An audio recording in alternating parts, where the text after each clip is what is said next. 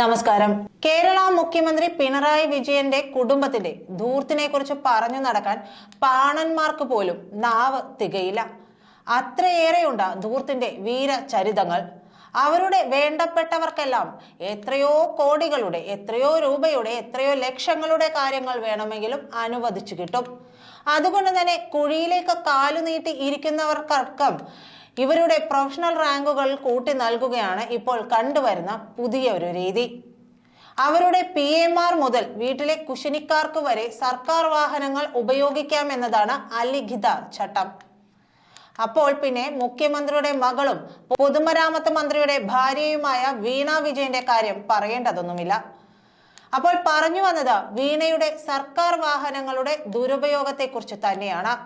വീണ മുഖ്യമന്ത്രിയുടെ മകളും പൊതുമരാമത്ത് മന്ത്രിയുടെ ഭാര്യയും ആയതുകൊണ്ട് ധൂർത്തല്ലാതാവില്ലല്ലോ. അതുകൊണ്ട് വീണ വിജയൻ ഉപയോഗിക്കുന്ന സർക്കാർ വാഹനത്തിന്റെ വിവരങ്ങൾ പുറത്തുവിടാതെ ഒതുക്കി വെച്ചിരിക്കുകയാണ് ഭർത്താവ് മന്ത്രി മുഹമ്മദ് റിയാസ്. പൊതുമരാമത്ത് വകുപ്പിന് കീഴിലുള്ള കേരള റോഡ് ഫണ്ട് ബോർഡിൽ എത്ര വാഹനങ്ങളുണ്ട്, ഓരോ വാഹനവും ആരാണ് ഉപയോഗിക്കുന്നത്, മന്ത്രിയുടെ ആവശ്യങ്ങൾക്കായി വാഹനം വിട്ടു നൽകിയിട്ടുണ്ടോ, കഴിഞ്ഞ 6 മാസത്തെ യാത്രയുടെ ലോഗ് ബുക്കുകൾ എന്നീ ചോദ്യങ്ങളാണ് എൽദോസ് കുന്നപ്പള്ളി MLA മുഹമ്മദ് റിയാസിനോട് ഉന്നയിച്ചത്. റോഡ് ഫണ്ട് ബോർഡിൽ നിന്ന് എല്ലാ വിശദാംശങ്ങളും അടങ്ങിയ മറുപടി റിയാസിന്റെ ഓഫീസിൽ എത്തിച്ചിരുന്നു. റോഡ് ഫണ്ട് ബോർഡിന്റെ 2 വാഹനങ്ങൾ റിയാസിന്റെ ഓഫീസിലെ ആവശ്യത്തിനും വീണയുടെ യാത്രയ്ക്കുമായിട്ടാണ് ഉപയോഗിക്കുന്നത്. അതുകൊണ്ട് തന്നെ റിയാസിന്റെ ഓഫീസ് റോഡ് ഫണ്ട് ബോർഡും നൽകിയ മറുപടി അങ്ങ് പൂഴ്ത്തി. ഇത്ര മോശം നിലപാട് കാണിക്കാൻ ഈ മന്ത്രി കുടുംബത്തിനല്ലാതെ മറ്റാർക്കാണ് കഴിയുക? അതിനുശേഷം അവർ പകരം വിവരം ശേഖരിച്ചു വരുന്ന എന്ന മറുപടിയാണ് നിയമസഭയിൽ സമർപ്പിച്ചത്. മുഹമ്മദ് റിയാസിന് എത്ര ഔദ്യോഗിക വാഹനങ്ങൾ അനുവദിച്ചിട്ടുണ്ടെന്ന് ഫെബ്രുവരി 1 അൻവർ സാദത്തിന്റെ ചോദ്യത്തിനും മറുപടിയൊന്നുമില്ല.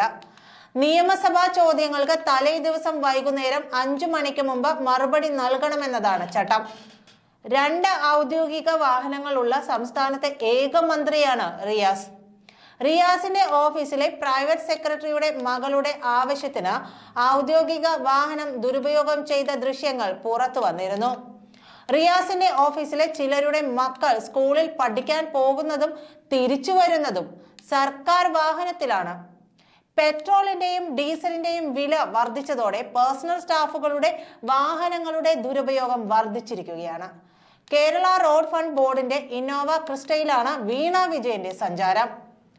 പൊതുമരാമത്ത് വകുപ്പിന്റെ കീഴിലുള്ള സ്ഥാപനമാണ് റോഡ് ഫണ്ട് ബോർഡ്. ഭർത്താവ് PM മുഹമ്മദ് റിയാസിന്റെ കീഴിലുള്ള സ്ഥാപനത്തിന്റെ വാഹനം ഭാര്യ വീണ വിജയൻ ഉപയോഗിക്കുന്നു എന്നതാണ് ഇതിന്റെ അർത്ഥം. ഇതൊക്കെ പറഞ്ഞാലും കോടീശ്വരിയാണെങ്കിലും വീണ വിജയന് സ്വന്തമായി വാഹനമൊന്നുമില്ല.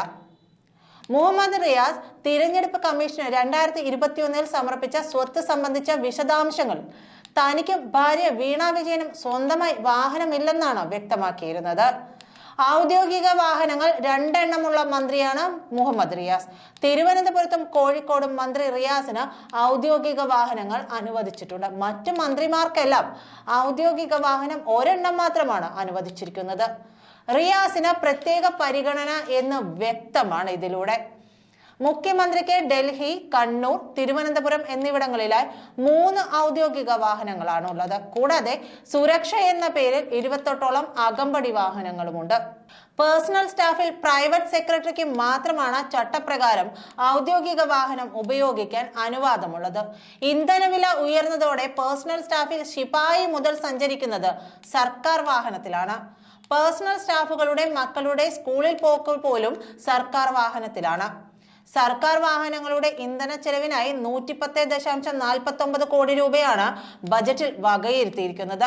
പേഴ്സണൽ സ്റ്റാഫുകളുടെ വാഹന ദുരുപയോഗം വർദ്ധിച്ചതോടെ ഇന്ധന ചെലവിന് അധിക ഫണ്ട് അനുവദിക്കേണ്ടി വരുമെന്ന ആശങ്കയിലാണ് ധനമന്ത്രി ബാലഗോപാൽ. എന്നാൽ ഈ ധൂർത്തിനെതിരെ പ്രതികരിക്കാൻ ബാലഗോപാലിനും സാധിക്കില്ല.